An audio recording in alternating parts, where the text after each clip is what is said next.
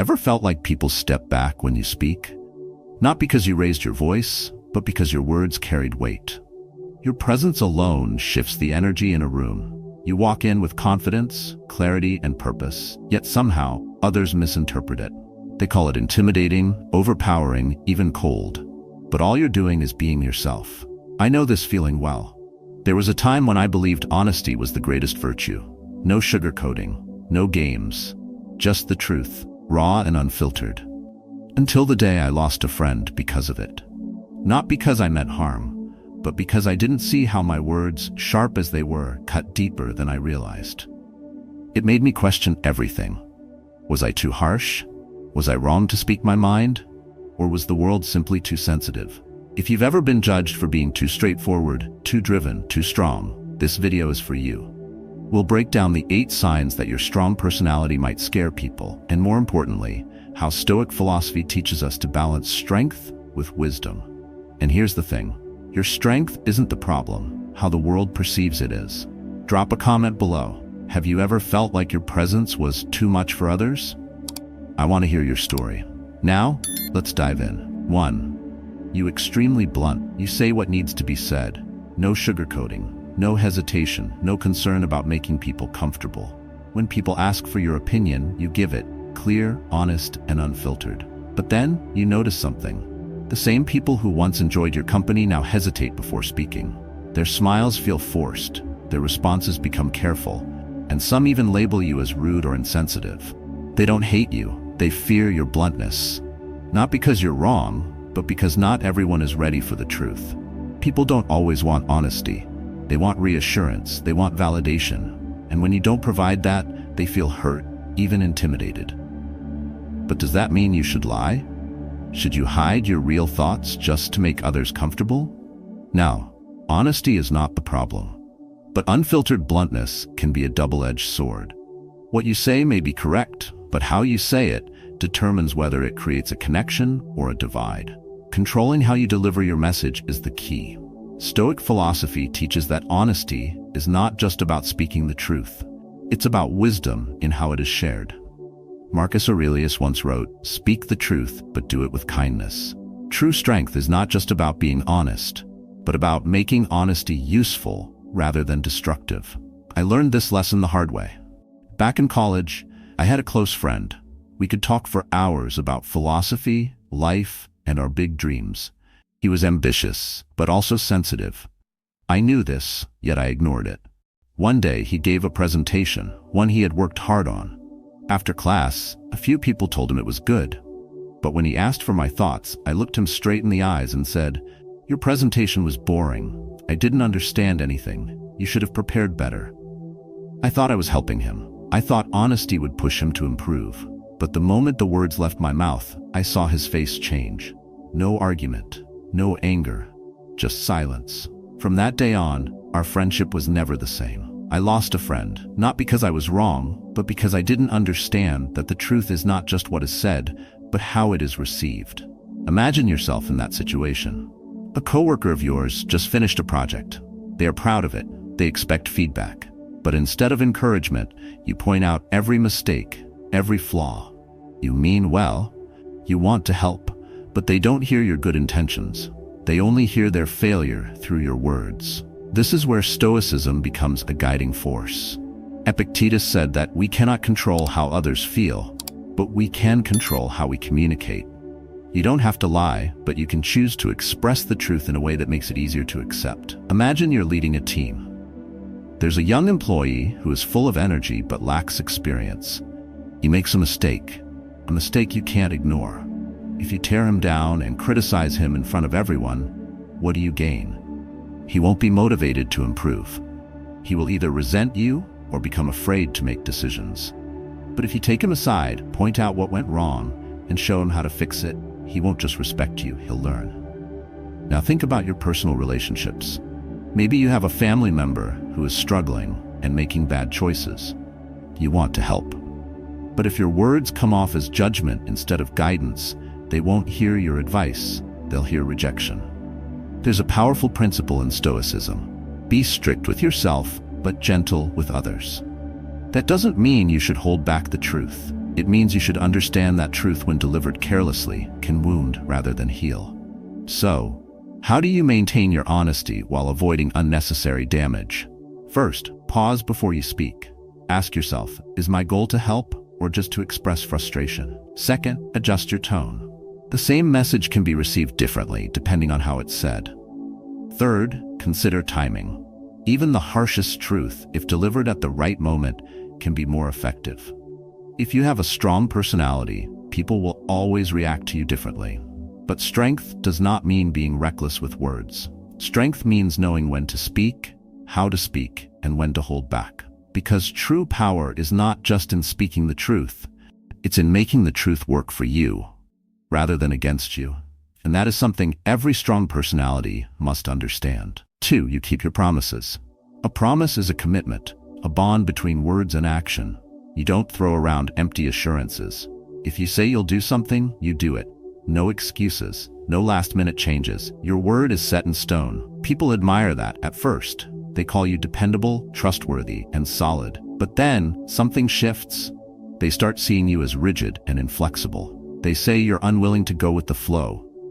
They expect you to compromise, to let things slide when it's convenient, and when you don't, they see it as stubbornness rather than strength. But is it wrong to hold yourself to a standard? Is it wrong to value integrity? No. The problem is not that you keep your promises, it's that others don't hold the same weight to theirs. They assume commitments are flexible, and that words can be reshaped to fit convenience. You, on the other hand, believe in the power of accountability, and that is rare. This trait is not a flaw, it is a foundation. Without it, trust crumbles. If people know you always mean what you say, they may be uncomfortable, but they will also know they can rely on you when it truly matters. In a world of shifting values, being someone who stands firm is a rare strength. You don't need to change that, you just need to balance it. One of my closest friends, David, was the embodiment of this principle. He was the type of man who never went back on his word. If he promised to help you move, he was there at 6 a.m. If he said he'd meet you for dinner, you never had to wonder if he'd cancel. One time, his friend Mike made plans with him for a weekend road trip, but the night before, Mike decided he wanted to back out. He had a last-minute invitation to a party, something more fun. When he called David, expecting a casual no problem, he got something different. David said no. He reminded Mike of their agreement, that a promise wasn't just about convenience but about character. Mike laughed it off, saying, "Man, you need to lighten up, it's not that serious." But to David, it was. And when Mike canceled, their friendship was never the same. Not because David held a grudge, but because he realized something. People who don't value their word will never understand those who do. Now, picture yourself in a different scenario. You're leading a team at work. A big deadline is approaching. You've made a commitment to your client that the project will be finished on time. But as the deadline looms, your team starts looking for ways out. They suggest pushing it back and renegotiating. The client will understand. They say, you have two choices. Go along with it, like most people would, or hold firm to your commitment. If you take the easy route, you reinforce the idea that promises are negotiable. But if you stand your ground, you set a different standard. You become someone whose word is unshakable. And in business, in life, that kind of person is respected, even if it makes others uncomfortable. Stoicism teaches that external events, like people canceling commitments or making excuses, are beyond our control. But our response is entirely ours. Seneca once said, "It is not that we have a short time to live, but that we waste much of it." When you commit to something, you are choosing how you spend your time, your energy, and your reputation. If you allow others to treat promises lightly, you do yourself a disservice. But here's where wisdom comes in. Integrity does not mean stubbornness. There is a balance between being firm and being reasonable. If someone truly cannot fulfill their promise due to unforeseen circumstances, compassion matters. Stoicism isn't about being inflexible. It's about knowing when to bend without breaking. So how do you navigate this? Set clear expectations. When making commitments, make sure the other person understands that your word is not casual.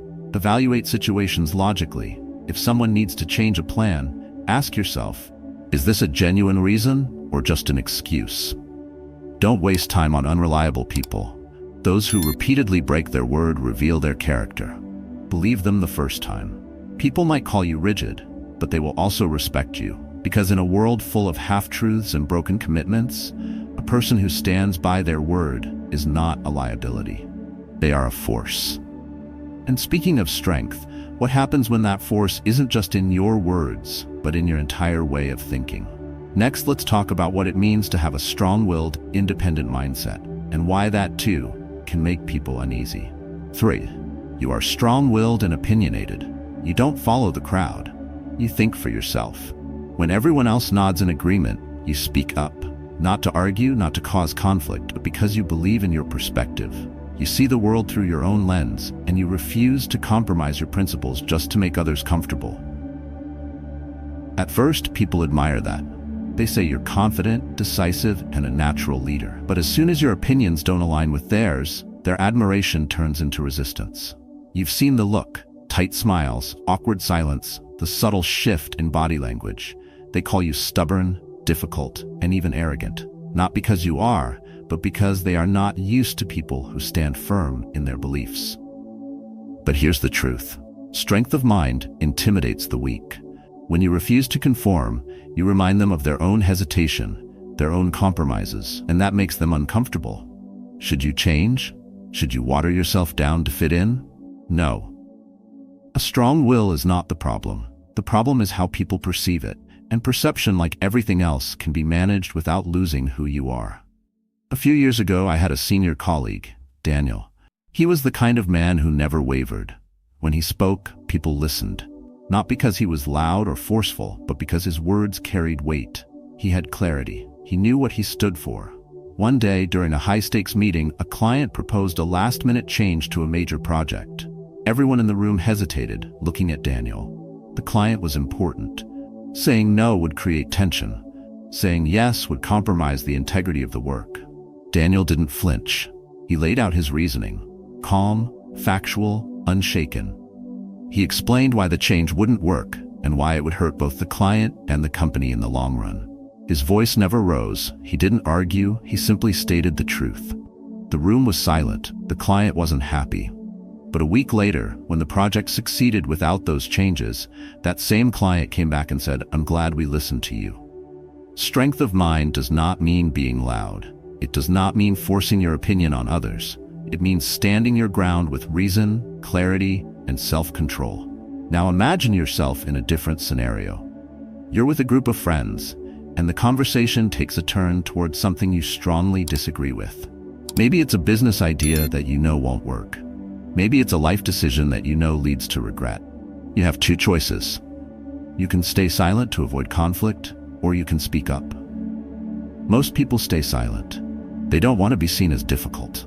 But you value truth over comfort, so you speak, not to attack, but to offer a different perspective. Some will appreciate it, some won't.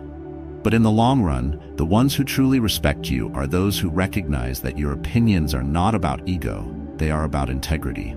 This is where Stoicism becomes invaluable. Marcus Aurelius, one of the greatest Stoic thinkers, ruled an empire yet remained firm in his beliefs without being consumed by power. He wrote, "Waste no more time arguing about what a good man should be. Be one." A Stoic does not argue for the sake of being right. A Stoic does not force their beliefs onto others. A Stoic lives by their principles, with or without validation. But wisdom is knowing when to speak and when to stay silent. So how do you balance being strong-willed without alienating those around you? First, choose your battles. Not every disagreement is worth your energy. Second, deliver your thoughts with clarity, not force. Strength does not mean aggression. Third, allow space for other perspectives. You can be firm without being dismissive. People may call you opinionated. They may say you're too intense, too direct. But they will also know one thing. When you speak, you mean it. And that is a power most will never understand. And when that power extends beyond your words, when it becomes a standard you hold yourself and others to, that's when people start feeling the weight of your expectations. 4. You have high standards, and you're not afraid to show it. You demand excellence, not just from yourself, but from those around you. When it comes to your work, your relationships, and the way you live, you don't settle for good enough. You expect people to show up, to be responsible, to hold themselves accountable. And you don't lower your standards just because others find them inconvenient. At first, people admire this about you. They respect your drive, your discipline, your ability to hold yourself to a higher level. But over time, admiration turns into discomfort. Some feel pressured, unable to keep up with the expectations you set. Others label you as too demanding, too rigid, or too hard to please. But the truth is, your standards are not the problem. The problem is that most people are content with mediocrity, while you are not. You refuse to accept less than what you know is possible, and that makes others uncomfortable because it forces them to confront their own limitations. Should you lower your expectations to make others feel better? No. Your standards are what drive you forward, what separate you from those who settle. But there is a balance between expecting excellence and understanding human imperfection. One of my closest friends is the embodiment of this mindset. He is successful, disciplined, and selective about who he allows into his life. In business, he demands the best from his team. In relationships, he refuses to waste time on people who do not align with his values. When it comes to love, he has one rule. He will not invest in someone who does not invest in themselves. He looks for ambition, self-respect, and emotional intelligence, qualities that take effort to cultivate. He's had people tell him that his standards are too high and that he's too picky, but he doesn't see it that way. For him, a relationship is not about filling a void or settling for companionship. It's about growth, about two people challenging and elevating each other. If someone sees that as too much, they are simply not the right person. Now put yourself in the same situation. You've worked hard, built a solid life, and refused to compromise on the things that matter. Then you meet someone new. There's attraction, there's chemistry, but something doesn't feel right. Maybe they lack ambition, maybe they avoid responsibility, or maybe they don't share your drive. You hesitate. You know deep down that their mindset won't match yours in the long run. At that moment, you have two choices: lower your standards and hope they change, or walk away knowing that love should never come at the cost of self-respect. Most people choose the first option. They make excuses. They ignore the red flags. They settle, thinking that no one is perfect. And they're right. No one is perfect. But there is a difference between accepting flaws and accepting a life that doesn't align with who you are. This is where Stoicism becomes crucial. Seneca once said, "Associate with those who will make a better man of you." Your standards are not just for yourself. They define the quality of people you surround yourself with. When you refuse to tolerate laziness, dishonesty, or mediocrity, you naturally filter out those who do. But here's the key. High standards do not mean perfectionism. The Stoic approach is about holding firm to your values while accepting that no one, including yourself, is flawless. Expect effort, not perfection. Demand accountability, but also allow space for growth. So how do you maintain high standards without pushing people away? It starts with knowing the difference between expecting excellence and expecting perfection. One inspires growth and the other breeds resentment. When you communicate your expectations, do it with clarity, not judgment. People will respect a challenge, but they will resist feeling like they are never enough. And most importantly, lead by example. If you demand discipline, integrity, and ambition from others, live by those values yourself. People may say your standards are unrealistic, that you expect too much, but in the end, the ones who truly belong in your life will not be intimidated by your expectations. They will rise to meet them. 5. You have the ability to read people too well. You see what others don't. When someone speaks, you don't just hear their words, you notice the hesitation in their voice, the flicker of doubt in their eyes, the subtle contradictions between what they say and what they truly mean. You recognize patterns in people's behavior, understand their motivations, and often predict their actions before they make a move. At first, people admire this. They call you perceptive, insightful, and wise. They are drawn to your ability to understand them, to say things that resonate deeply. But then, something shifts. They become uneasy. They wonder how much you truly see, what you might have figured out about them that they haven't even admitted to themselves. Some people start keeping their distance, not because you did anything wrong, but because you make them feel exposed. The truth is that most people go through life wearing masks. They hide insecurities, they build facades, and they tell themselves comforting lies. And when they meet someone who sees past all of that, they don't always appreciate it. They feel vulnerable, as if standing under a light that's too bright. But should you suppress this ability? Should you pretend not to notice things just to make others feel comfortable? No. Your ability to read people is not a weakness, it's a strength. But like any strength, it needs to be managed wisely. I once knew a man who embodied this completely. He was older, well-traveled, and had met all kinds of people. He had a way of looking at you that made you feel like he already knew your story. He didn't ask surface-level questions. He went straight to the things that mattered. And because of that, people respected him. But they also feared him. I watched how others reacted around him. Some admired his wisdom, seeking his guidance. Others avoided him, uncomfortable with the idea that he could see through their pretenses. Even those who liked him were cautious, as if afraid that he might expose something they weren't ready to face. Now, imagine you are in a similar position. You meet someone new, and within minutes, you can tell what kind of person they are. You notice the nervous fidgeting when they talk about their job, the way their stories don't quite add up, and the forced enthusiasm in their voice when they mention their relationship. You don't say anything, but you see it all. This ability is useful. It protects you from deception, helps you form deeper connections with those who are genuine, and allows you to navigate social situations with precision. But it also comes with a price. Not everyone wants to be understood. Some prefer their illusions. Some fear being truly seen. This is where Stoicism offers clarity. Epictetus said, "Man is disturbed not by things, but by the view he takes of them." A Stoic does not use knowledge as a weapon. A Stoic does not expose others for the sake of proving a point. Instead, a Stoic observes, understands, and chooses their actions wisely. So how do you manage this ability without making people uncomfortable? It starts with discretion.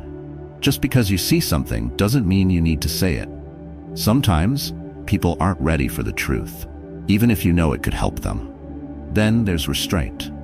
Use your insight for guidance, not manipulation.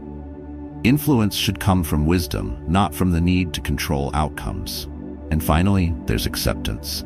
Some people will always feel uneasy around you, no matter how carefully you navigate.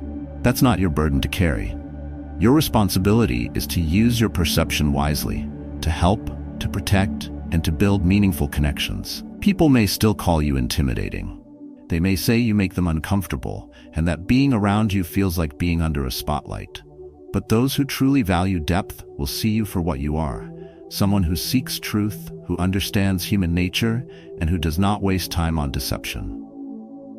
And that brings us to the bigger picture. Every one of these traits, your bluntness, your discipline, your high standards, your refusal to tolerate ignorance or complaints, and your ability to see through people, paints a picture of strength. But strength often comes at a cost. 6. You dislike small talk. You've never been one for idle chatter. Conversations filled with meaningless pleasantries, surface-level questions, and social formalities drain you. You'd rather discuss ideas, strategies, and philosophies, things that matter. When you talk, you want depth, substance, something real. At first, people appreciate your intelligence and your ability to get straight to the point. But then they start to notice. You don't engage in the usual social rituals. You don't laugh at unfunny jokes just to fit in. You don't ask about the weather or pretend to care about weekend gossip. You're present but detached. And that unsettles people. They mistake your disinterest in small talk for arrogance. They assume you think you're above them. They don't see that you value quality over quantity, depth over convenience. But here's the truth. Most people are uncomfortable with silence. They fear what it reveals about themselves. And when they meet someone who does not need to fill every moment with empty words, it unnerves them. But should you change? Should you force yourself into mindless conversations just to make others comfortable? No. There's nothing wrong with valuing meaningful discussions over trivial ones. But understanding how people connect is key. I learned this firsthand. At a company I worked for years ago, there was an annual office party, a gathering filled with obligatory small talk, forced laughter, and conversations that rarely went beyond polite exchanges. I saw no real purpose in attending. I wasn't interested in discussing how much someone's child had grown or who was moving to a new neighborhood, so I declined the invitation. The next Monday, I noticed something different. Colleagues who had once been friendly were now distant. Conversations that used to flow naturally felt strained. It wasn't anger, it was disappointment. Some thought I didn't respect them enough to show up. Others assumed I was too cold to care. That wasn't the case at all. I valued my coworkers. I just didn't see how spending hours in forced conversation would change anything. But I had underestimated one thing. Connection doesn't always come through deep discussions.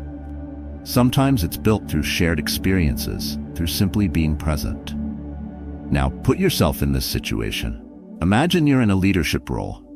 You're focused and driven, always aiming for efficiency. Meetings that go off track frustrate you. Conversations filled with unnecessary details feel like a waste of time. You keep things short, professional, straight to the point.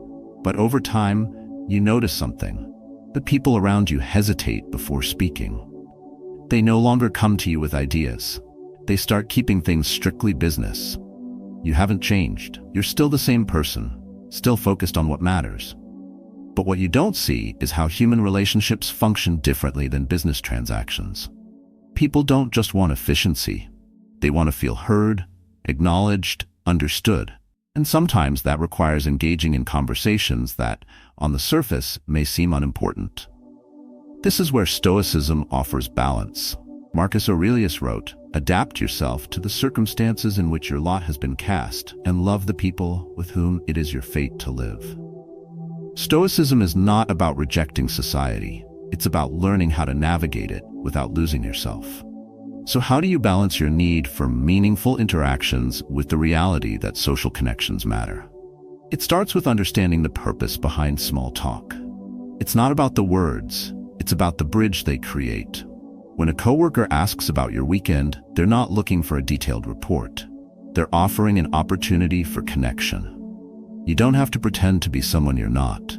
But acknowledging their effort, even with a brief but sincere response, strengthens relationships. Then, there's situational awareness. You don't have to engage in every conversation, but recognizing when your presence matters is important. Some gatherings, some conversations serve a larger purpose than what's on the surface. Sometimes showing up is not about the conversation. It's about demonstrating that you are part of something bigger than yourself. And finally, set your own boundaries without isolating yourself. Engage where it matters, but don't force yourself into interactions that drain you. Find ways to direct conversations toward topics that interest you. Instead of small talk, ask better questions. Ones that invite meaningful discussions without making others uncomfortable. People might still say you're quiet, that you keep to yourself, that you're hard to read, but the ones who matter will understand that you are not distant. You are intentional. And when that intention extends beyond conversations, when it shapes the way you react to ignorance or misinformation, that's when people start to feel truly challenged by your presence. 7. You have little tolerance for ignorance. You value intelligence, logic, facts. You respect people who think critically and who seek knowledge instead of settling for easy answers. But when you encounter willful ignorance, when people refuse to learn, reject reason, or cling to opinions without questioning them, it tests your patience. You don't argue for the sake of arguing, but when you hear something blatantly incorrect, something that could be easily disproven with a little effort, you feel compelled to say something. You challenge misinformation. You push back against flawed reasoning. Not because you enjoy conflict, but because you believe that people should think before they speak. But that's not how most people see it. To them, you're not being helpful. You're being difficult. They say you're too intense, too critical. They call you arrogant, dismissive, and even condescending. Not because you are, but because they are uncomfortable being questioned. Most people would rather stay in the comfort of their own beliefs than admit they don't know something. And so you become the problem, not the misinformation, not the refusal to think. You. But should you change? Should you stay silent and let ignorance go unchecked just to keep the peace? No, truth matters, but how you deliver it matters just as much. I remember witnessing this firsthand back in college. Our team leader for a major group project was a guy who was confident, sometimes overly so. He had strong opinions, spoke with authority, and rarely second-guessed himself. But there was one problem: he was often wrong. During a key presentation, another student challenged him. Not aggressively, not to embarrass him, just a direct question that exposed a flaw in his reasoning. Instead of considering the point, the leader doubled down. He got defensive. He dismissed the criticism instead of learning from it. The moment stuck with me because I saw how quickly respect can be lost. It wasn't his lack of knowledge that was the issue. It was his refusal to acknowledge it. Now, imagine you're in a similar position. You're in a discussion with friends or colleagues, and someone confidently states something that you know is incorrect. Maybe they're repeating a myth as if it's fact. Maybe they're spreading an idea that lacks logic. You have a choice. You could correct them directly, pointing out the flaws in their thinking, but if you do it the wrong way, you risk making them defensive. They won't learn. They'll just see you as aggressive. Or you could take the Stoic approach. Epictetus said, "It is impossible for a man to learn what he thinks he already knows." A Stoic does not argue just to prove a point. A Stoic does not waste time debating people who do not want to listen. Instead, a Stoic guides others toward truth without force. So how do you challenge ignorance without alienating people? It starts with asking questions instead of making statements. Instead of saying, "That's wrong," try, "What makes you think that's true?"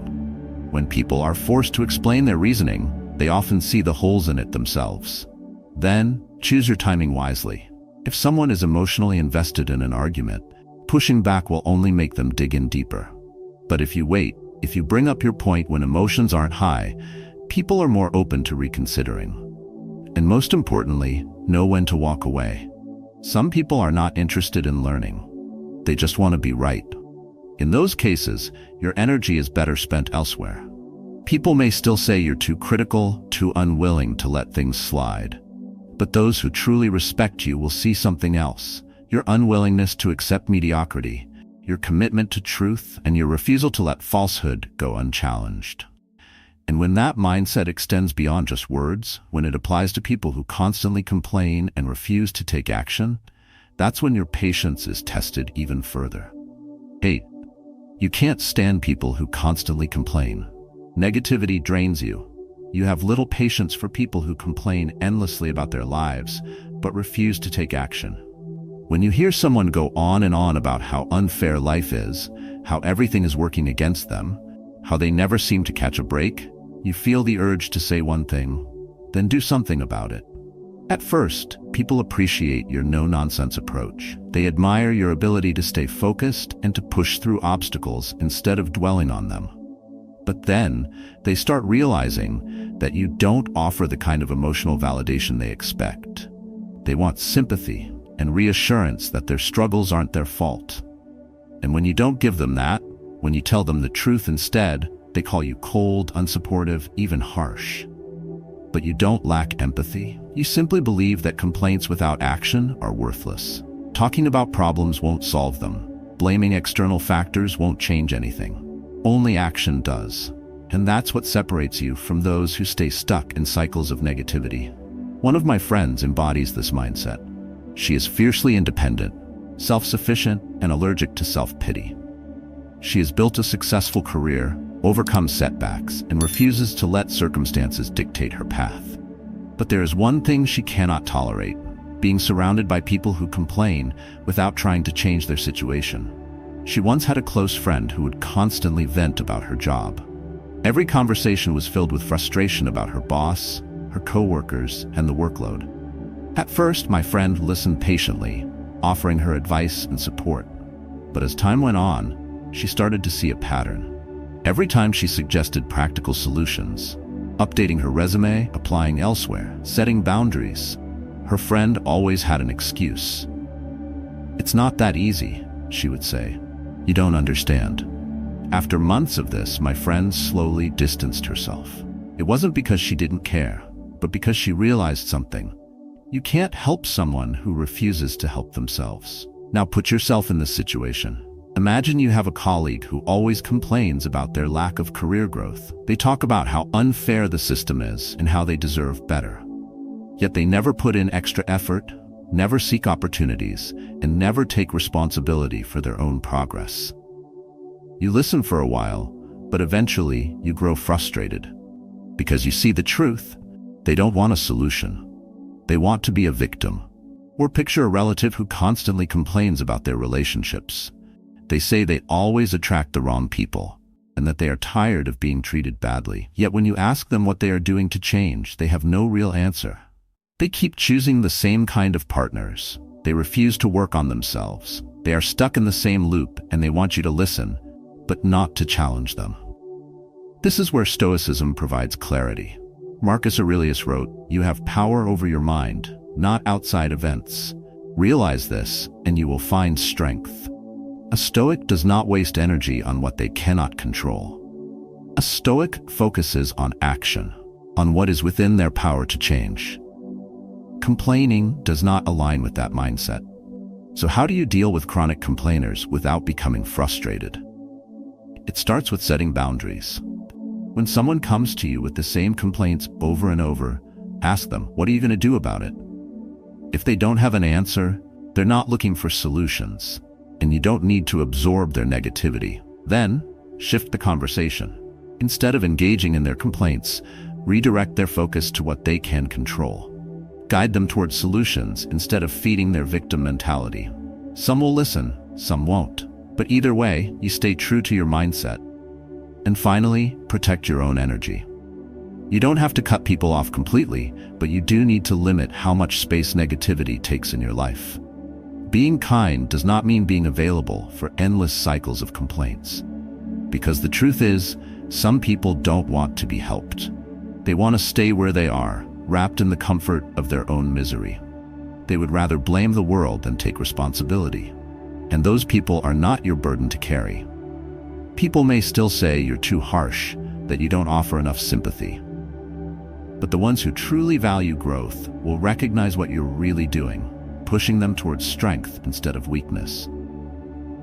And when that strength extends beyond handling negativity, when it allows you to see through the intentions of others, that's when people start feeling truly exposed in your presence. Strength comes at a cost. When you are blunt, people call you harsh. When you honor your word, they call you rigid. When you hold high standards, they call you impossible. When you refuse to tolerate ignorance, they call you arrogant. And when you see through people's facades, they call you intimidating. But none of these things are flaws. They are signs of a mind that values truth, discipline, and authenticity.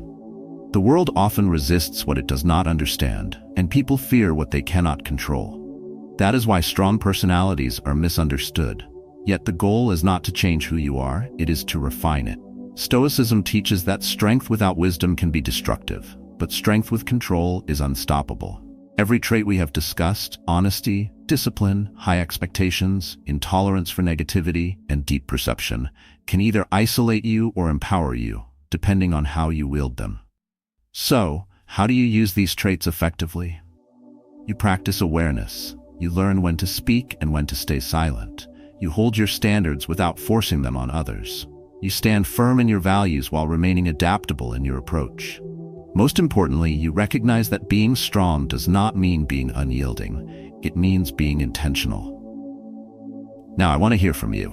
Have you ever felt like your strong personality made others uncomfortable? Have people misunderstood your directness, your expectations, or your mindset? Share your experiences in the comments. Let's build a space where strength is not feared but embraced. And remember, your power lies not in how others see you, but in how you choose to carry yourself every single day.